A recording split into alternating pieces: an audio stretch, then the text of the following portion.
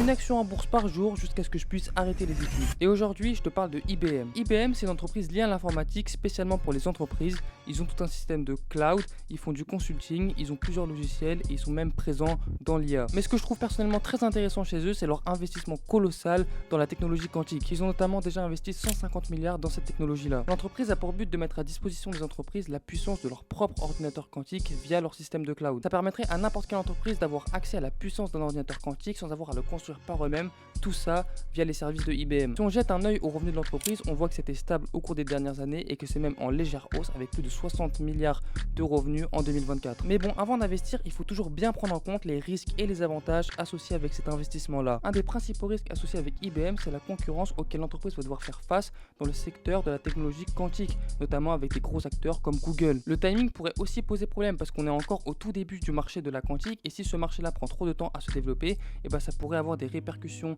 au moins à court voire moyen terme sur le prix de l'action de IBM. Enfin, le prix de l'action est peut-être en ce moment surévalué étant donné que l'action a fait que croître ces derniers temps. Au niveau des avantages, IBM dispose d'un écosystème quantique très polyvalent en possédant elle-même son software, son hardware et même un système de cloud. Et IBM a quand même 60 milliards de revenus outre le marché de la quantique, ce qui permet quand même de s'assurer une certaine stabilité de cette entreprise-là en attendant l'essor du marché de la quantique. En tout cas, IBM représente à peu près 15% de mon portefeuille d'actions et j'espère bien voir l'action grimper dans le temps. Bien sûr, ce n'est pas un conseil d'investissement et je t'invite à faire tes propres recherches et abonne-toi pour plus de contenu comme celui-là.